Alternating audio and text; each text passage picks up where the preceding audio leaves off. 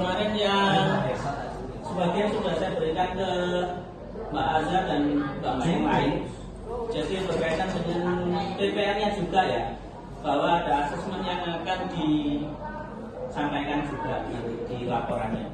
Nah, asesmen di jurus 1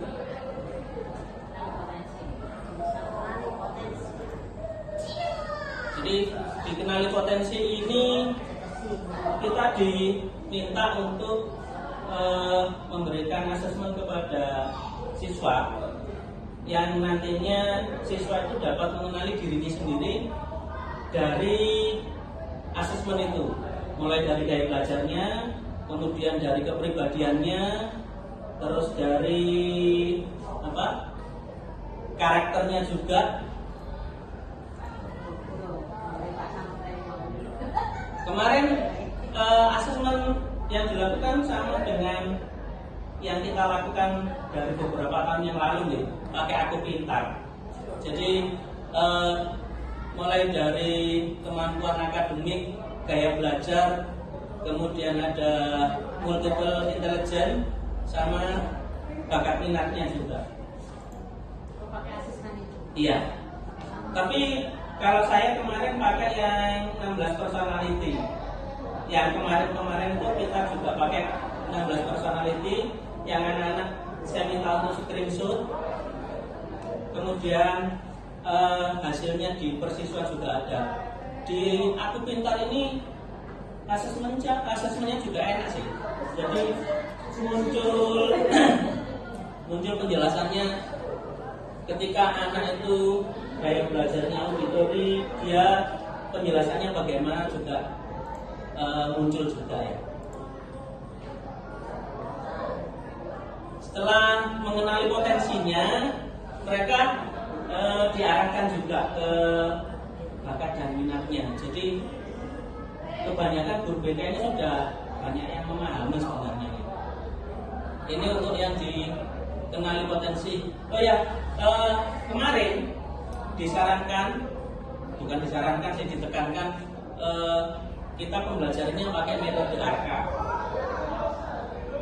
ARKA itu aktivitas, kemudian ada refleksi, kemudian bukan kolaborasi kemarin itu, kayaknya lupa saya. Kemudian yang terakhir itu apa ya kemarin?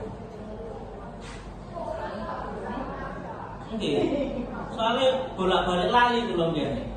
Pokoknya di Google kita cari muncul juga.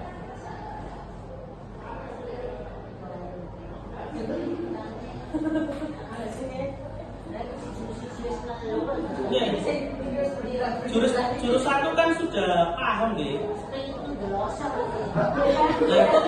Kemarin yang saya praktekkan. Kemarin yang saya praktekkan itu di jurus 1 dan jurus 2. Karena saya tidak mau ambil ribetnya ya.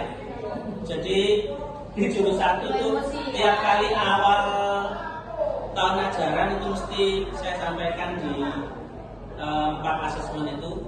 Kemudian yang di keduanya adalah jurus tentang kelola emosi. Di kelola emosinya ini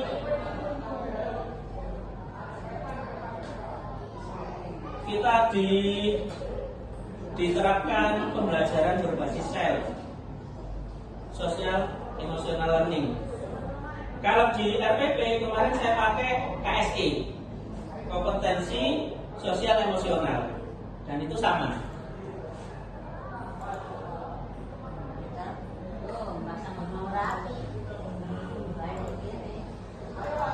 Kemarin refleksinya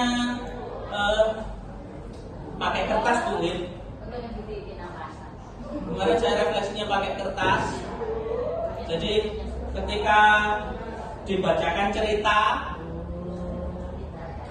kalau misalkan dalam cerita itu sama merasa jengkel, marah, senang, kalian perlakukan ke kertas itu juga.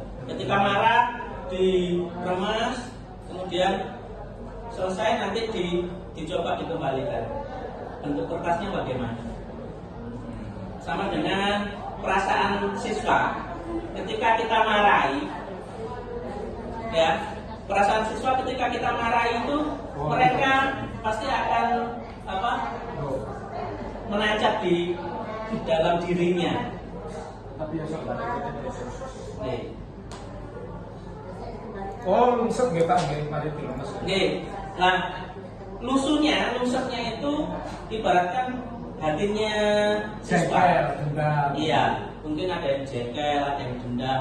Tapi nanti bagaimana kita menyampaikan supaya mereka bisa mengelola emosi. Jadi ketika mereka tahu bahwa emosi yang diluapkan itu salah, dia akhirnya bisa introspeksi diri. Oh, betul. Cegah pelan ya. Oke, pembelajaran berbasis sel ini juga diterapkan ketika mereka itu tidak asal menebak gitu. Jadi ketika ada bapak ibu guru yang marah, dia langsung menebak saya ternyata dimarahi terus. Tidak boleh seperti itu. Jadi pembelajaran berbasis sel itu nanti mereka diterapkan supaya mereka bisa memahami dirinya sendiri, bisa tahu kedepannya mereka harus bagaimana, dan dia harus bisa bangkit dari keterpurukan. Ini ceritanya. Tidak ada di mana-mana. Oh, maksudnya siswanya jadi pelampiasan. Iya. Jadi ceritanya dia berangkat ke sekolah, sudah menyiapkan bahan ajarnya, ternyata bahan ajarnya ketinggalan di jalan. Kemudian nyampe di sekolah, dicari kok tidak ada, sudah merasa jengkel dan seterusnya.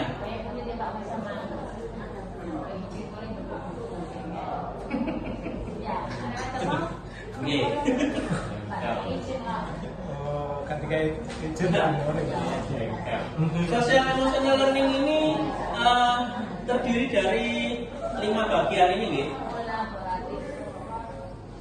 Mulai dari self awareness, self management, kemudian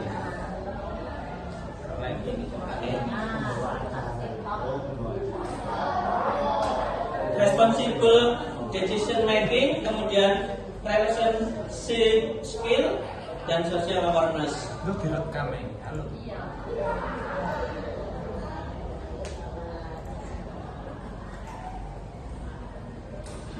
Pas. Jadi Ini potensinya anak-anak. Kita pakai peta emosi nih.